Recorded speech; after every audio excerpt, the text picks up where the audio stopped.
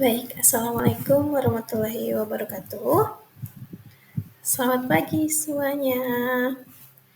Oke, hari ini kita akan belajar mengenai pengertian akuntansi dan ruang lingkupnya nih. Nah, sebelum masuk ke pembelajaran, kita mulai berdoa terlebih dahulu ya. Berdoa dimulai.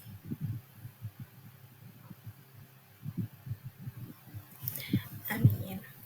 Oke, sebelum masuk ke pembelajaran, kita cek kehadiran dulu ya. Oke, jadi di pembelajaran kali ini, teman-teman diharapkan untuk memahami pengertian dan tujuan dan peran akuntansi, memahami jenis dan bentuk badan usaha, memahami asumsi, prinsip, dan konsep dasar akuntansi, membuat dan menerapkan persamaan dasar akuntansi, menjelaskan transaksi bisnis perusahaan baik pada perusahaan jasa, dagang maupun manufaktur, serta dapat memahami pengikhtisarannya dan menyusun laporan keuangan nih, teman-teman. Nah, tanpa berlama-lama lagi, kita masuk ke pembelajaran kita hari ini ya. Jadi, di proses dan perencanaan akuntansi pada pagi hari ini, itu mencakup yang pertama, ada ruang lingkup nih. Nah, jadi akuntansi itu sendiri merupakan suatu proses yang diawali dengan mencatat, mengelompokkan, mengolah, dan menyajikan data, serta mencatat transaksi yang berhubungan dengan keuangan nih. Nah, tujuan dari akuntansi ini ada dua nih, pembuatan perencanaan yang efektif sekaligus mengadakan pengawasan serta pengambilan keputusan ekonomi yang tepat oleh manajemen. Yang kedua, ada pertanggungjawaban entitas kepada investor, pemerintah, dan kreditor. Nah, peran dari akuntansi ini sendiri itu ada 5 ya, teman-teman. Yang pertama itu untuk pengambilan keputusan investasi dan kredit perlu menyajikan informasi ekonomis suatu perusahaan.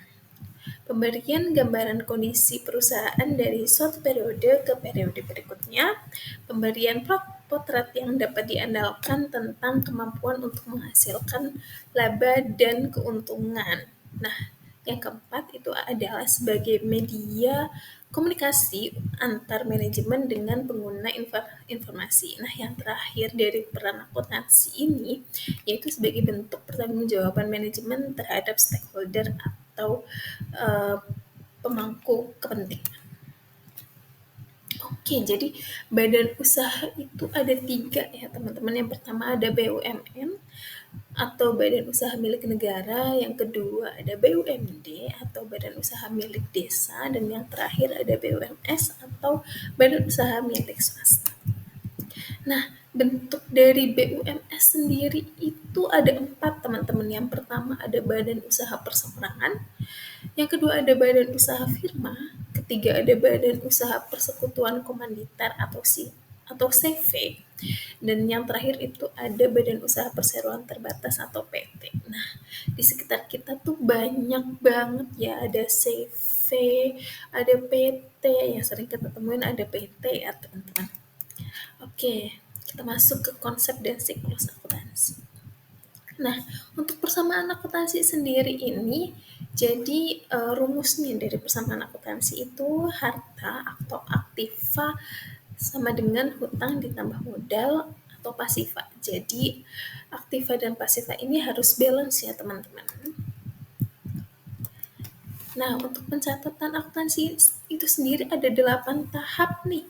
Yang pertama ada identifikasi transaksi atau menganalisis transaksi melalui bukti transaksi, yang kedua ada menganalisisnya, dan yang ketiga ada pencatatan transaksi dalam jurnal umum, dan yang keempat ada posting buku besar, yang keempat ada neraca saldo dan jurnal penyesuaian, dan yang keenam ada neraca saldo penyesuaian dan laporan keuangan, yang ketujuh ada menyusun jurnal penutup, serta yang terakhir nih teman-teman ada neraca saldo jurnal pembalik. Oke, mungkin itu saja materi yang dapat Ibu sampaikan pada pagi hari ini. Apakah dari teman-teman ada pertanyaan nih?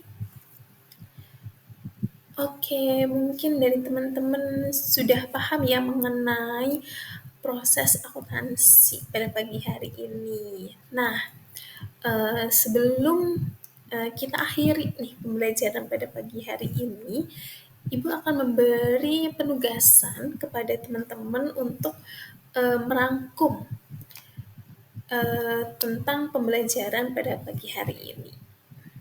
Kita bahas di minggu depan ya. Ibu tutup. Wassalamualaikum warahmatullahi wabarakatuh.